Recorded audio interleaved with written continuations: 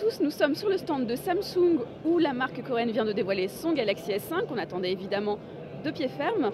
Alors ce Galaxy S5, il ressemble beaucoup au Galaxy S4, un petit peu plus carré, avec un design, vous le remarquerez, un peu glam comme Samsung l'appelle, c'est-à-dire avec cette coque texturée à l'arrière, il y a des petits trous qui sont percés dans la coque, avec un effet un peu imitation cuir et surtout irisé. Les adeptes de la discrétion apprécieront certainement. On a du bleu comme ça, un petit peu brillant, du doré, du rose pâle. Bon, c'est un choix design hein, après tout. On va avoir une épaisseur légèrement augmentée puisque là on a 8,1 mm d'épaisseur. C'est 0,2 mm de plus que le Galaxy S4, ce qui n'est pas énorme certes, mais bon c'est remarquable. Avec une tranche comme ça, avec une petite texture également qui change un petit peu. Il n'est pas très discret ce smartphone. À l'avant, on a ce fameux lecteur d'empreintes digitales qui est bien situé sur le bouton Home qui donc reste sur ce smartphone. On a toujours les boutons de navigation sur les côtés. On a donc le bouton de verrouillage qui est juste ici, le volume qui est passé de l'autre côté. En bas, on va avoir de l'USB 3.0 qui a été ajouté. Donc on l'avait uniquement sur le Galaxy Note 3 depuis le mois de septembre dernier. Donc il fait son apparition sur ce smartphone qui devrait donc avoir des débits de sortie assez intéressants. Sinon, à l'intérieur, on va avoir un Snapdragon 801. Alors, on vous a fait un petit benchmark pour vous montrer.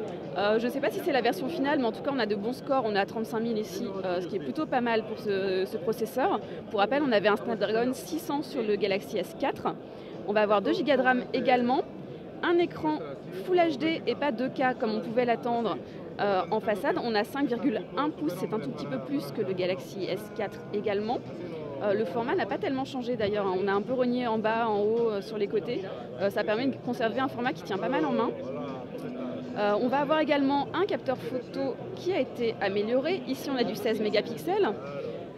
Alors ici Samsung insiste sur la vitesse de l'autofocus. C'est vrai qu'il est plutôt rapide. Si je vous fais une petite démo, hop, ça va assez vite. Et on a une fonction qui est assez sympathique.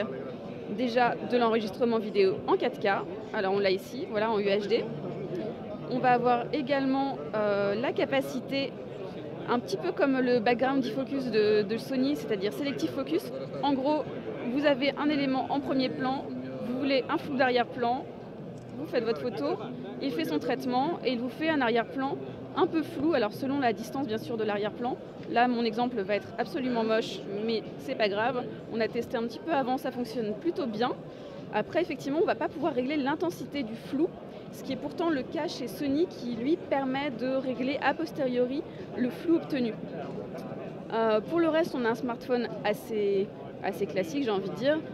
Il est compatible avec la montre Galaxy, justement plus Galaxy, les Gear. Aussi le bracelet Gear Fit, donc il peut être managé depuis le smartphone. On a un mode enfant, je vous le montre au passage, hop, qui est juste ici. Et pour en sortir, je ne sais plus comment on fait. Je prends la petite porte, hop, voilà.